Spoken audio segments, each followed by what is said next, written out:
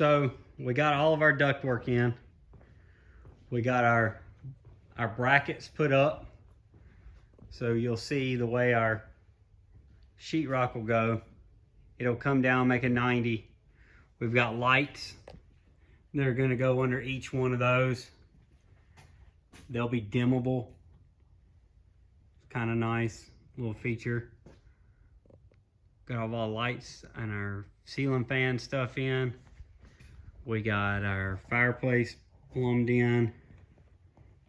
So we've got to figure out on the fireplace where we're gonna put, we got to figure out what we're gonna put around it. We've got a mantle, and then I'll put the TV right there, and then we're gonna cover that in shiplap of some sort. We got measured this week for the handrail.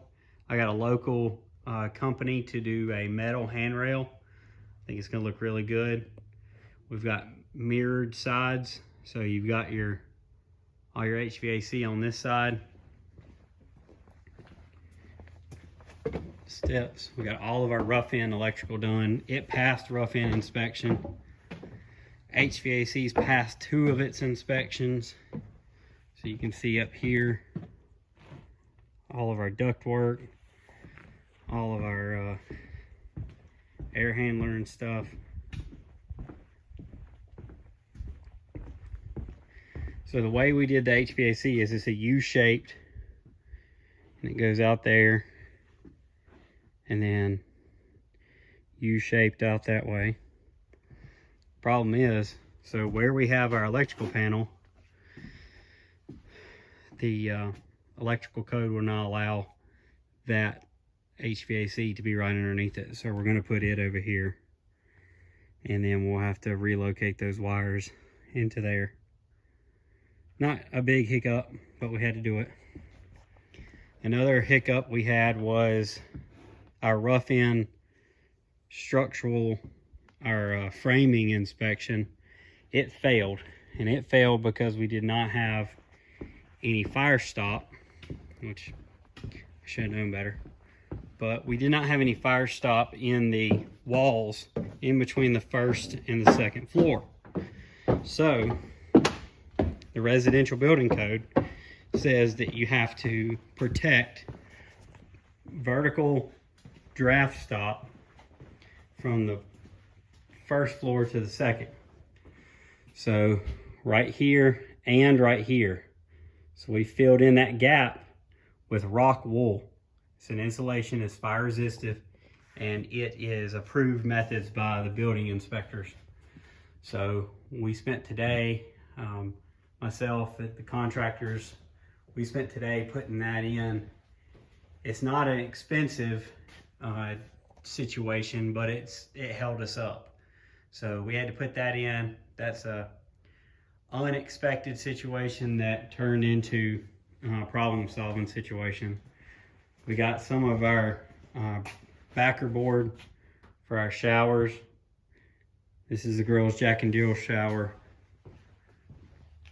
We got all of the stuff wired in.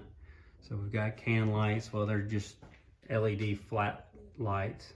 There's a duct return, there's a return, and there's a return down there. We've got a bathroom here with a shower. And then we have the master bathroom with another shower. So we picked out all the tile. All of it is in. We're just waiting on timelines to be able to get it put in. We've got our painter lined up. We've got our countertops being made or got in. We've got our cabinets being manufactured. We've got all of our light fixtures. Every light fixture that's going in this house, we already have. We have those in storage. We have all the, there's so much stuff you have to buy. And I didn't even think about it until it was time to buy it. You have to buy the cabinet door handles, the drawer pulls. You have to buy door handles for every door in your house. So we bought all of them. We bought all of them off of Amazon. We bought all of our front and back door handles. Bought those from Lowe's. We got a nice big ceiling fan that's gonna go here. We bought it from Home Depot. I'll show all those in another video. We got ceiling fans for every bedroom. Let's see, what else did we get?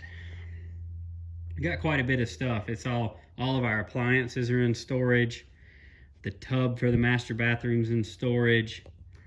So we have quite a bit of stuff. Outside lights, we're gonna put those floodlights up.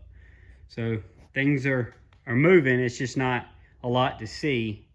I wanted to make sure we had a video with a lot of stuff in it before I made another video. This piece right here has got no weight bearing right now. The HVAC is actually hung from the ceiling, but that's just gonna be where we put our sheetrock. So it's on there. So things are happening. Next week, we're gonna plumb our downspouts that I talked about 2 months ago. That's finally happening. And all of the soybeans got cut off the field, so it's wide open now.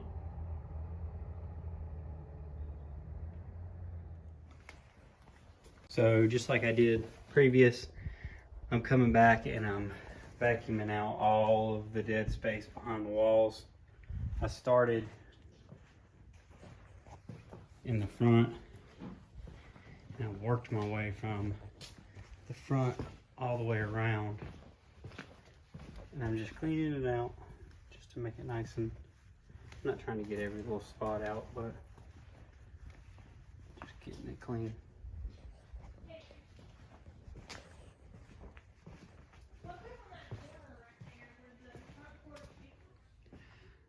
So I came over here today to do a little preventative maintenance.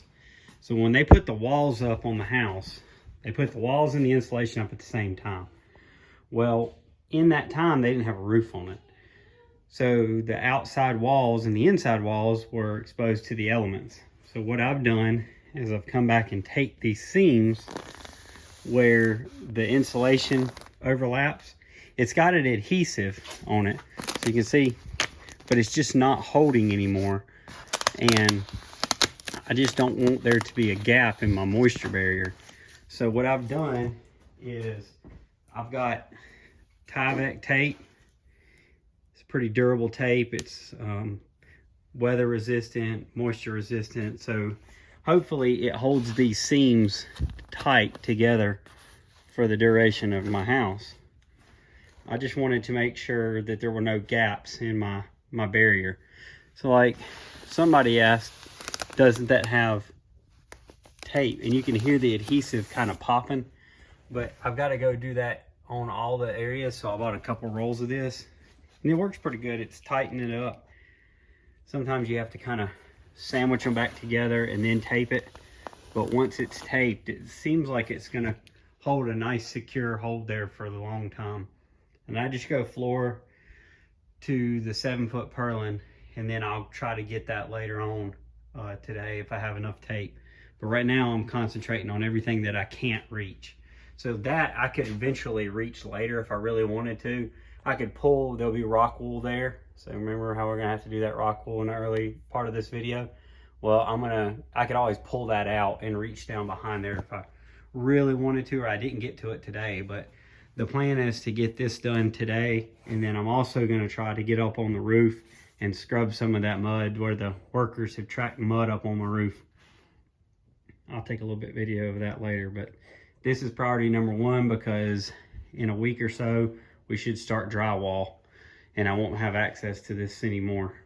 So priority number one today is what I'm doing. Just doing a little bit of preventative maintenance for some stuff that maybe has lost its integrity.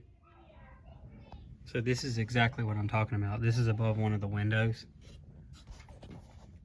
Tape all them. See, I taped over there. Taped all the way up. Taped all the penetrations in the wall. So this I would have never known was here if I wouldn't have climbed up here and been ready to tape it. So I'm just gonna tape all this tight. Tape over that hole.